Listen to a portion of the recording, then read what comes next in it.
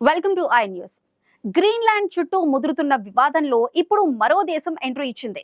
Greenland ను దక్కించుకోవాలనే Donald Trump మొండి పట్టును ఇతర యూరోపియన్ దేశాలు వ్యతిరేకిస్తుంటే ఇటలీ ప్రధాని జార్జియో మెలోని మాత్రం ట్రంప్ కు మద్దతుగా నిలిచారు. ఆర్కిటిక్ ప్రాంతంలో భద్రత పెంచాలనే ట్రంప్ వాదనలో అర్థం ఉందంటూ ఆమె చేసిన కామెంట్స్ ఇప్పుడు సంచలనం సృష్టిస్తున్నాయి. అసలు మెలోని వ్యూహం ఏంటి? గ్రీన్లాండ్ పై ఇటలీ వైఖరేంటి? ఇప్పుడు స్పెషల్ స్టోరీలో చూద్దాం.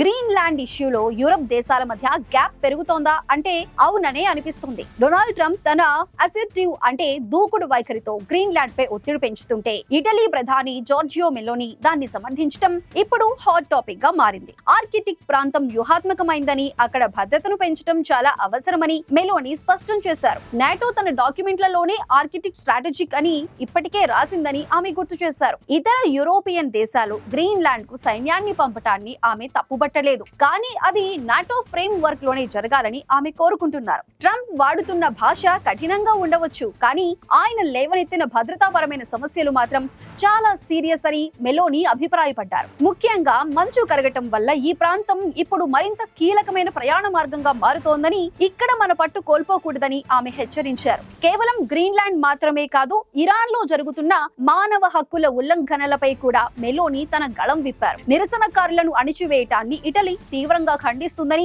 ఇరాన్ ప్రజలకు తాము అండగా ఉంటామని ఆమె స్పష్టం చేశారు. గ్రీన్లాండ్ వివాదాన్ని మిలిటరీ పరంగా కాకుండా పొలిటికల్ గా పరిష్కరించుకోవాలని, అమెరికా భయాలను కూడా పరిగణలోకి తీసుకోవాలని మెలోని మిగిలిన యూరప్ దేశాలకు సూచిస్తున్నారు. ట్రంప్ దూకుడును సమర్థించే మెలోని వైఖరి రాబోయే రోజుల్లో నాటోలో ఎలాంటి మార్పులు తెస్తుందో వేచి చూడాలి.